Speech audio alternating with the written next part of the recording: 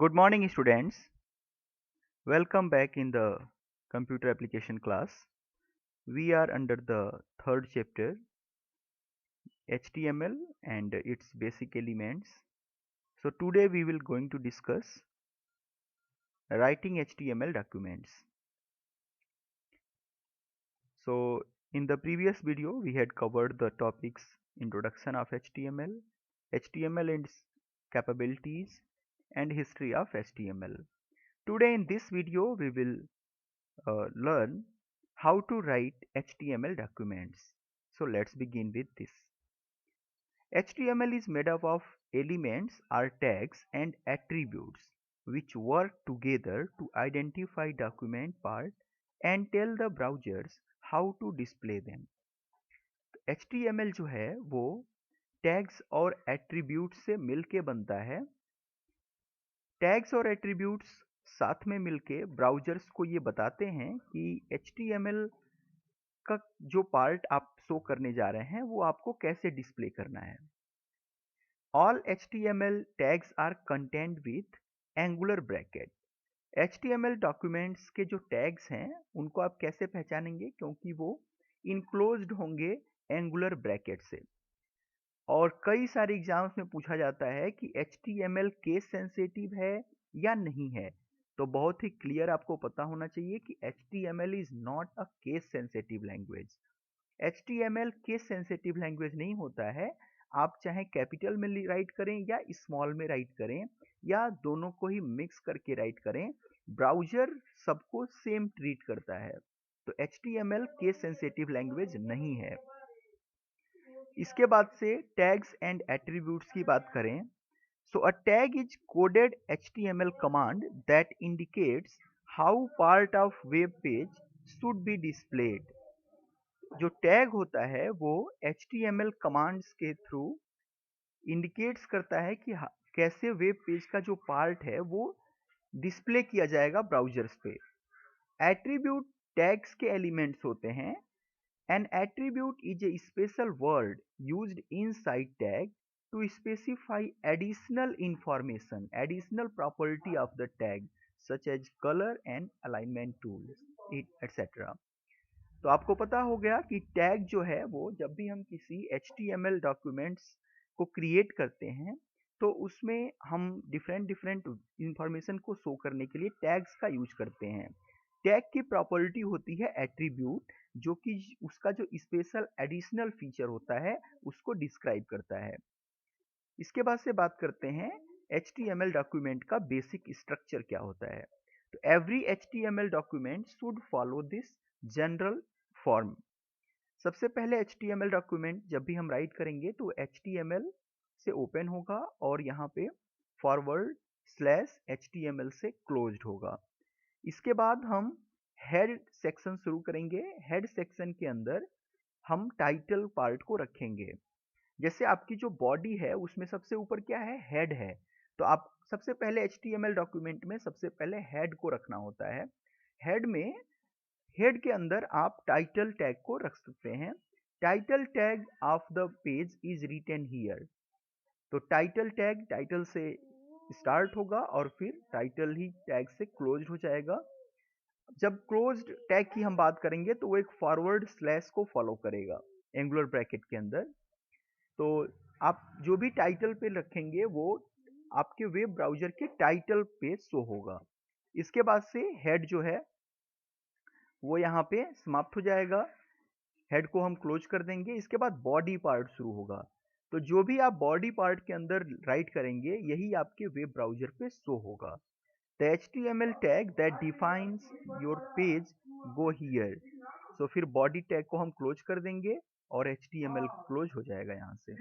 इसके बाद से बात करते हैं the HTML tag. The HTML tag identifies the document as an HTML document. An HTML document begins with HTML and ends with HTML. तो HTML tag जो है वो HTML टैग से शुरू होगा और फिर HTML से ही इनक्लोज्ड होगा। यही बताता है कि जो भी मैं डॉक्यूमेंट यहाँ पे राइट करने जा रहा हूँ वो HTML लैंग्वेज का है, राइट। इसके बाद से बात करते हैं हेड टैग का। So the head tag contains information about the document, including its title, scripts used in style definition and document descriptions. Head tag जो होता है वो डॉक्यूमेंट्स के टाइटल को, स्क्रिप्ट्स को, स्टाइल, जो भी आप आगे चल के मैं आपको कैस्केडिंग स्टाइल शीट बताऊंगा जिसमें आप अपने HTML डॉक्यूमेंट को बहुत ही ब्यूटीफुल बना सकते हैं।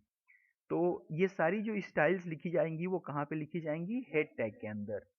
तो हेड टैग HTML के अंदर लिखा जाता है। इसका जो बेसिक डेफिनेशन है मैंने यहाँ पे दिया हुआ है। आप HTML पहले राइट करेंगे, फिर हेड सेक्शन शुरू होगा, फिर आप उसके हेडर में इंफॉर्मेशन देंगे, फिर हेडर क्लोज हो जाएगा और फिर HTML क्लोज हो जाएगी। इसके बाद से बात करेंगे टाइटल टैग का। This tag contains the document title. This title specifies inside title tag appears on the browsers title bar. तो ब्राउजर के टाइटल बार पे जो भी टाइटल ऑफ द पेज होगा वो हम शो करते हैं टाइटल बार के अंदर। सिंपली इसको हेड टैग के अंदर रखते हैं, HTML फिर हेड फिर टाइटल क्लोज हो जाएगा, फिर हेड क्लोज होगा और फिर HTML क्लोज हो जाएगा। इसके बाद से बात करते हैं the body tag. So the body tag enclosed all the tags, attributes and information to be displayed in the web page। तो बॉडी पार्ट में जो भी आप राइट करेंगे वो दिखेगा यहाँ पे। बॉडी पार्ट में जो भी आप कोड या जो भी इंफॉर्मेशन आप शो करते हैं वही आपके वेब ब्राउजर पे शो होता है।